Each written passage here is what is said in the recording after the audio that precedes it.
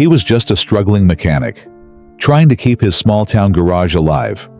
And Daniel Ruiz, a soldier far from home, found himself stranded with a car that wouldn't start. But when their paths crossed, it wasn't just a simple favor. It was the spark that ignited a chain of events no one could have imagined. Sometimes, heroes don't wear uniforms. Sometimes, they wear grease-stained overalls and quietly fix what's broken, expecting nothing in return. What happened next? Days later, the entire U.S. military would honor that small act of kindness in the most unbelievable way, a surprise so powerful. It left the whole town speechless. In a sleepy town, the kind where the coffee is still brewed fresh at sunrise, and the postman knows your name, stood an old garage. It wasn't much to look at: paint chipped, the metal sign hanging by a thread, and an old rusted Pepsi machine humming in the corner. But to those who lived nearby, that garage was a landmark. It was Joe's place. Joe Carter had been fixing cars for nearly 30 years. Back when gas was under $1, back when his son used to sit on the workbench, swinging his legs and handing him wrenches. But time hadn't been gentle with Joe. His wife had passed 5 winters ago. His boy gone to the city, chasing something brighter. And the garage, it barely held together, just like the man who kept it running.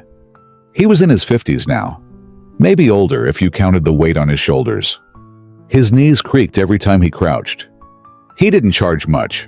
Half the time, he didn't charge at all. Not because he was wealthy, Lord knows.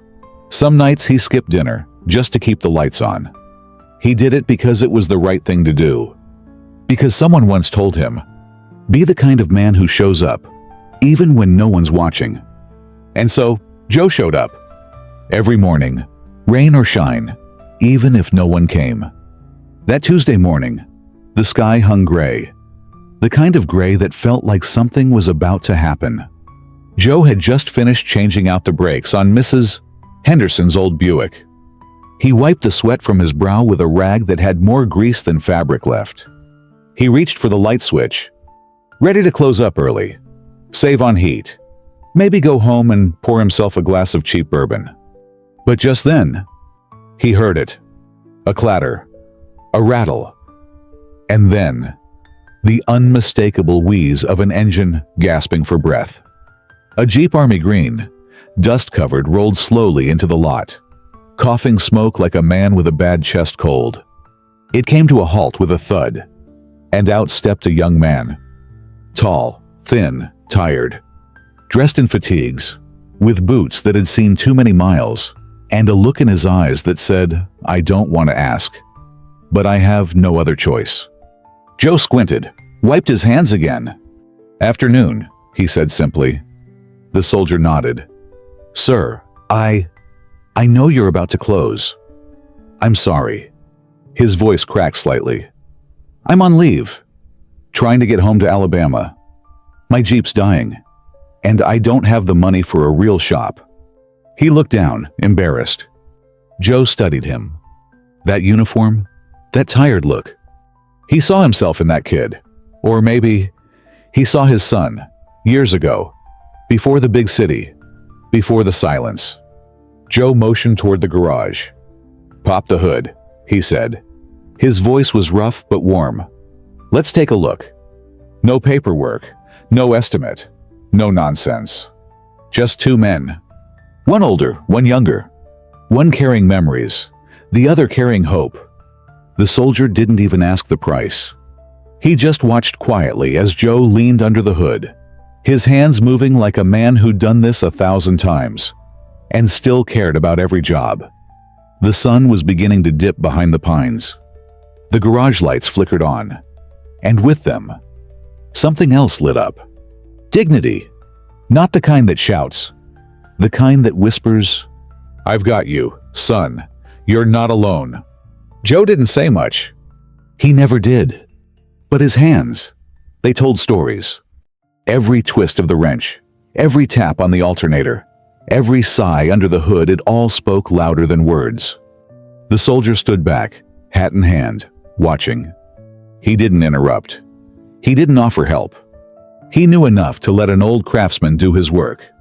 After 30 minutes, Joe finally stepped back, wiped his brow, and gave a small grunt. "Try it now," he said, motioning toward the driver's seat. The soldier climbed in, turned the key. The Jeep sputtered, coughed, then roared back to life. A smile crept onto the young man's face, the kind that doesn't show teeth, but carries relief and something else. Gratitude. Joe just nodded. "No guarantees it'll get you all the way home," he said plainly. "But she's got enough fight left to try." The soldier stepped out and reached for his wallet. "I can give you 20 now, and maybe send the rest when I—" Joe raised a hand. No. He didn't raise his voice. He didn't need to. "You're serving. That's enough." The soldier hesitated.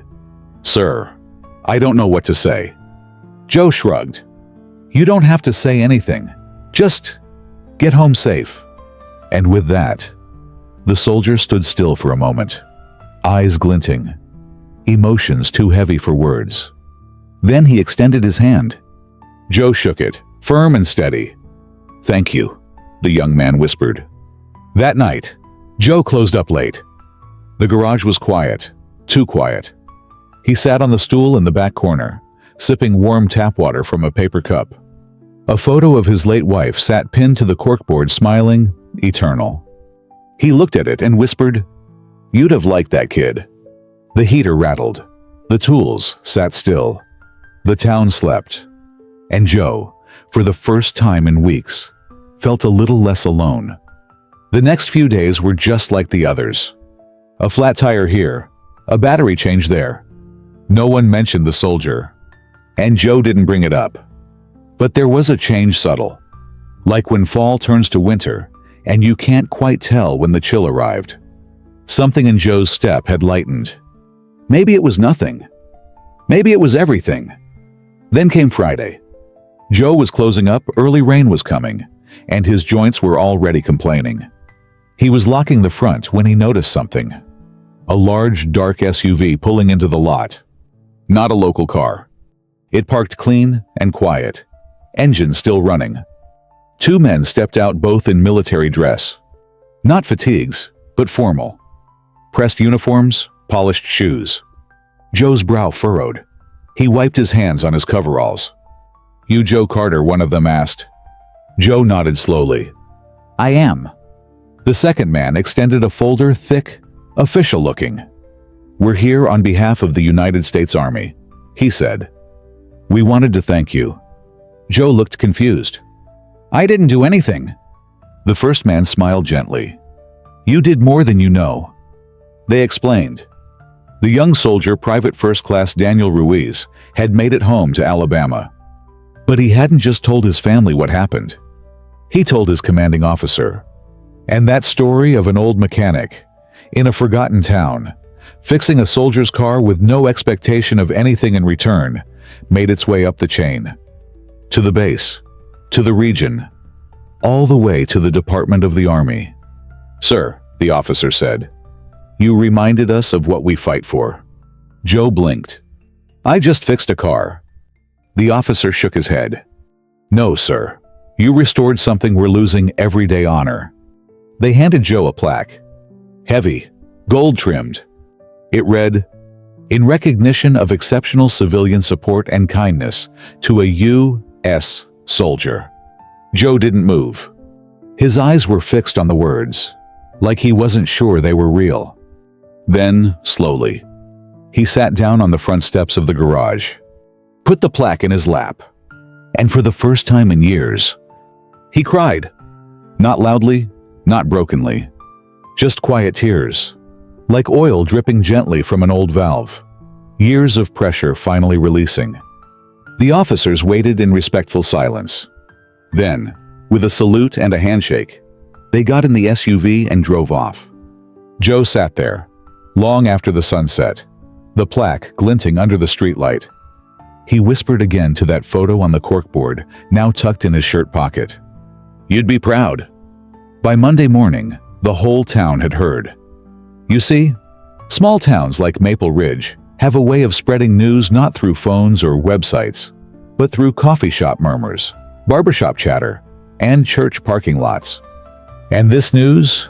It spread like wildfire. Not about a scandal, not about a sale, but about Joe, the quiet mechanic, the man who barely spoke unless it involved spark plugs or socket wrenches. Now, his name was being whispered with reverence. It started with Millie over at the diner. She saw the Army SUV leave Joe's lot on Friday evening and mentioned it to Carl the mailman when he came in for his usual lemon pie. By Sunday service, Pastor Jim included Joe in his sermon. Kindness, he said, doesn't always wear a suit. Sometimes it wears grease-stained coveralls and fixes your problems without asking for a dime. People nodded. Some even wept. The congregation left that morning, not just uplifted by Scripture, but inspired by a man they thought they already knew. Joe didn't expect visitors. But on Tuesday morning, right as he was rolling open the shop doors, there stood a woman and her 2 children. She held out a casserole dish. "Mr. Carter," she said, "you don't know me. My husband's in the service too. I just wanted to say thank you." Joe blinked. "Well, I like potatoes," he muttered, trying to hide the warmth rising in his chest. The little boy saluted him. Joe didn't quite know how to respond. So he saluted back. The gestures kept coming. A local veteran dropped off a new set of tools. The high school auto shop class left a card hand-drawn with wrenches and tiny American flags. Someone even paid to repaint the rusted garage sign, Joe's Auto, now gleaming in deep blue with gold trim. Joe tried to turn it all away at first. He didn't think he deserved any of it. After all, he hadn't done anything extraordinary, at least not in his own eyes. But one evening, as he closed up, he found a letter taped to the shop door. The handwriting was careful, nervous, even. It read, "Dear Mr. Carter, I was that soldier. You probably don't remember what I said or didn't say, but you fixed more than my Jeep that day. You reminded me that even when the world feels cold and tired, people still care. My little sister cried when I got home. She thought I wasn't coming back. But because of you, I did. I told my unit about you. They cried too. I hope you never forget what you did for me, because I never will. Daniel." Joe folded the letter slowly, held it against his chest, and just sat there for a while. The garage was dark, but the moment glowed. By now, something had shifted inside Joe. He started showing up a little earlier, sweeping the sidewalk, fixing that busted neon sign he'd ignored for 5 years. He even started teaching a few local teens how to check oil and change a tire. He didn't say much, but his actions spoke volumes. And people listened. One afternoon, a young boy came by. No car, no parent. Just a notebook and a question. "Mister," he asked, "what's the best car you ever fixed?" Joe thought for a long time. He looked up at the wall where the Army plaque now hung, next to the signed thank you card from Daniel's unit. Then he said softly, "One I didn't charge for." The boy wrote it down, nodding like he'd just learned something sacred. The thing about kindness is that it echoes. It doesn't always show up with applause or medals. Sometimes, it just leaves a mark on the soul of a town. And Joe Carter, he had carved a legacy not with glory, but with grease, grit, and a good heart. It was a Thursday morning like any other. The sky was soft and gray, clouds rolling like an old quilt across the hills. Joe had just poured his first cup of coffee black, no sugar when he heard it. A knock. Not the light tap of a neighbor needing a jumpstart. No, this was firm, purposeful, solid. Joe wiped his hands on his jeans and opened the door. Standing there were 2 men in military dress uniforms, and behind them, a black SUV, gleaming in the morning mist. Joe's heart stuttered. He wasn't used to visitors, let alone visitors with medals on their chest. "Mr. Carter," the taller one asked. "Yes, sir. I'm Lieutenant Colonel Andrews. This is Sergeant Reeves. May we come in?" Joe nodded slowly, stepping aside. His house, though modest, was clean and warm just like him. The officers didn't sit at first. Instead, the colonel walked to the mantel where Joe kept the old photo of his father, a Korean war vet in uniform. "You come from service," the colonel said quietly. Joe nodded. "My old man. He taught me about integrity." "He must have done a fine job," the colonel replied, turning to face him. "Because we're here today to honor something most folks wouldn't even consider remarkable." Joe blinked. "Sir, we've received a letter. Several, actually, from Private Daniel Miller, and from members of his unit. They spoke of a man who fixed his car, and, in doing so, restored his spirit." Joe rubbed the back of his neck, embarrassed. "I just fixed a busted radiator, that's all." Sergeant Reeves smiled. "Sometimes a radiator's all it takes to keep a soul from breaking down." They handed Joe a formal envelope. Inside was a letter official, with a golden seal. It read, "In recognition of outstanding civilian support, compassion, and service to the morale and welfare of United States military personnel, the Department of the Army extends its deepest gratitude to Mr. Joseph Carter of Maple Ridge, Ohio." Joe stared at it. He didn't move, didn't speak. Then slowly, his knees gave just a little, not from weakness, but from overwhelming grace. The colonel reached into a small box and pulled out a framed commendation. Alongside it was something else, a challenge coin, engraved with the Army crest and the words, "For selfless service." Joe took it like it was made of glass. He turned it over, again and again. "Sir, I'm just a mechanic," he whispered. "No, Mr. Carter, you're a reminder of who we fight for." The SUV left shortly after, tires crunching softly over the gravel. Joe stood on the porch long after it was gone, holding that coin in his calloused hand. Across the street, neighbors peeked through curtains. One woman stepped out and waved. Joe, still dazed, raised the coin in the air. By the next day, everyone knew. A week later, the high school invited Joe to speak at Veterans Appreciation Day. He tried to say no. "I don't give speeches," he told Principal Mendez. "You don't have to," she smiled. "Just be there. That's enough." He showed up in his cleanest flannel, still smelling faintly of motor oil. When they introduced him, the gymnasium erupted into applause. Some students stood, others wiped their eyes. Joe didn't say much, just nodded and held up the challenge coin. But in that moment, he didn't need words. And then came the news article. A young reporter from the Maple Ridge Times interviewed him. She asked gentle questions and wrote an even gentler piece. The mechanic who repaired more than just cars. The story was shared thousands of times, picked up by national outlets. Soon, letters arrived from across the country. One from a Gold Star mother in Kansas, another from a retired Marine in Florida. They all said the same thing. "Thank you for seeing our soldiers as more than uniforms." But Joe, he didn't let it change him. He still opened his garage every morning at 8. Still gave discounts to single moms and free fixes to anyone wearing dog tags. But now, there was something different. A quiet pride. A steady warmth that wrapped around him like the denim jacket he wore every fall. One day, Daniel returned. This time, not in uniform, but in jeans and a hoodie.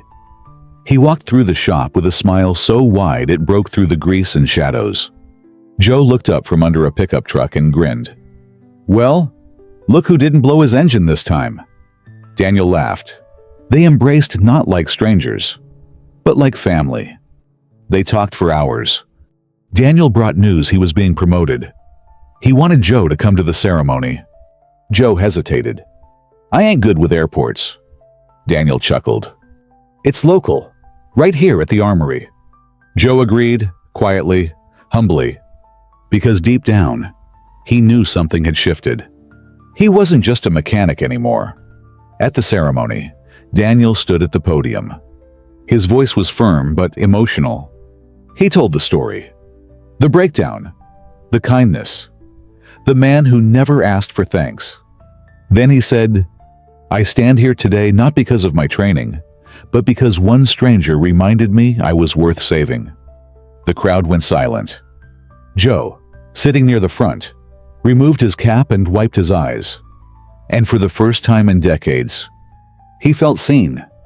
That night, as the stars blinked above Maple Ridge, Joe sat on his porch with a cup of coffee in one hand and the challenge coin in the other.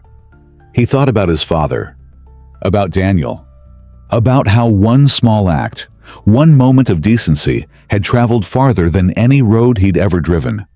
He didn't seek out glory. He just lived with goodness. And in doing so, he became a quiet kind of hero. The kind that doesn't wear a cape. Just a pair of work boots. Years passed. Maple Ridge didn't change much. The leaves still turned golden in the fall. The church bells still rang on Sundays, and Joe's garage still smelled like oil and honesty. But Joe had changed. Not in the way most people change with time. He didn't buy a new truck, didn't move to the city, didn't start speaking on stages. No. Joe changed in the way a river carves its shape into stone quietly, steadily, with purpose. He kept the Army commendation framed above his workbench. Right beside it, the photo of his father and the letter from Daniel's unit. Some days, teenagers would come into the shop just to meet him. "I heard you saved a soldier," one boy said once. Joe just laughed. "No, son, I just did what I wish someone would have done for me when I was down." That was the truth of it. Joe never thought of what he did as special. But others did. Because in a world where people scroll past pain and walk past need, Joe Carter had stopped. He had seen someone, and in that moment of kindness, he'd changed a life. But here's the part folks don't always hear. Joe's kindness didn't just change Daniel's life. It changed his too. He started smiling more, started waving to strangers, started believing, maybe for the first time in a long time, that what he did mattered. Because it did. One December evening, Joe was invited to a veterans' holiday dinner. He almost didn't go. He wasn't a vet. He didn't think he belonged. But Daniel picked him up anyway. "You earned a seat at this table," he said. At the event, they gave Joe a special seat next to a 90-year-old Navy veteran and across from a young woman who'd just finished her first deployment. Joe listened more than he spoke. But when someone asked what his secret was, why he chose to help a stranger, he said something no one forgot. You don't wait for a uniform to tell you someone's worthy of help. You help because they're human. And because maybe one day, you'll be the one with the broken engine, hoping someone stops. That line made its way into speeches, onto bumper stickers, into a school mural painted by teenagers who never even met Joe. He became a local legend, not for fixing cars, but for fixing something deeper in all of us. And then, one spring morning, Joe passed, peacefully, in his sleep. The challenge coin was on the nightstand beside him. The funeral was standing room only. Soldiers, neighbors, families he'd helped. Daniel gave the eulogy. He didn't read from notes. He spoke from the heart. Joe didn't wear medals, but he carried honor in his hands and kindness in his heart.